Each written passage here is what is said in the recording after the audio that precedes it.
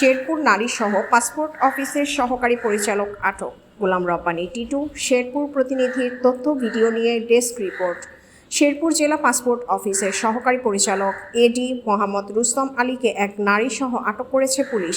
আজ বুধবার 12 আগস্ট মধ্যরাতে শেরপুর পৌরসভার নবীনগর নয়াপাড়া এলাকায় পাসপোর্ট অফিসের তৃতীয় তলায় তার বাসভবনে ওই ঘটনা ঘটে। স্থানীয় সূত্রে জানা যায়, মঙ্গলবার রাত 10টার দিকে পাসপোর্ট অফিসের তৃতীয় তলায় সহকারী পরিচালকের বাসভবনে এক অপরিচিত নারীকে প্রবেশ করতে দেখেন স্থানীয়রা। এক পর্যায়ে গভীর রাত পর্যন্ত ওই নারী ও সহকারী পরিচালককে সেখানে অবস্থান করতে দেখে সন্দেহ হলে পুলিশকে খবর দেন এলাকাবাসী।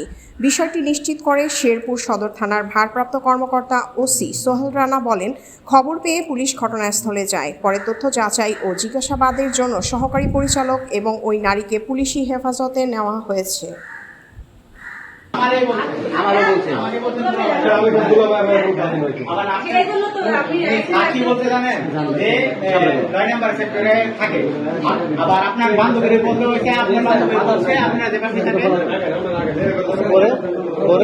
আপনার কেমন ভাই হয়, কেমন ভাই হয় বললেন? এদিকে কাজে কিভাবে কাজে কেমন কাজে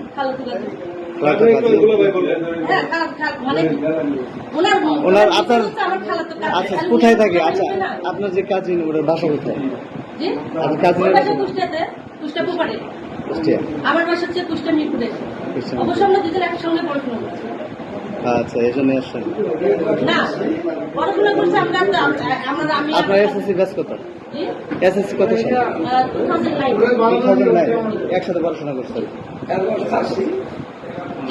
আচ্ছা আপনি বিবাহিত? না, আমি আনমেরিড। আনমেরিড। আপনার মাঝে বলছে বিয়ে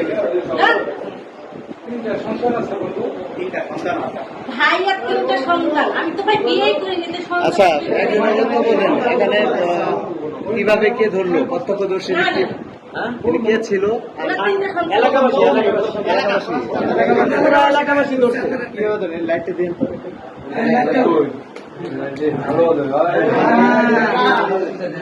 আচ্ছা ভাইজান এখানে